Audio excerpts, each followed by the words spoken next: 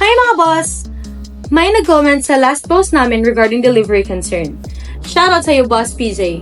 Sabi niya, sa akin, madali lang dumating kahit late ako, 5 days lang yun received ko na. Mga boss, inform ko lang po kayo sa estimated time of arrival ng mga orders nyo. Mindanao-based po kami mga boss ha. So 1 to 4 days for Mindanao to Mindanao. 2 to 5 days for Mindanao to Visayas. 3 to 6 days for Mindanao to NCR. And 4 to 7 days for Mindanao to Luzon.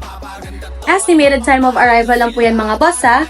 Ibig sabihin, pwedeng mas maaga dumating o di naman kaya ay ma-delay dahil sa panahon o dahil sa dami ng kailangan i-deliver nationwide.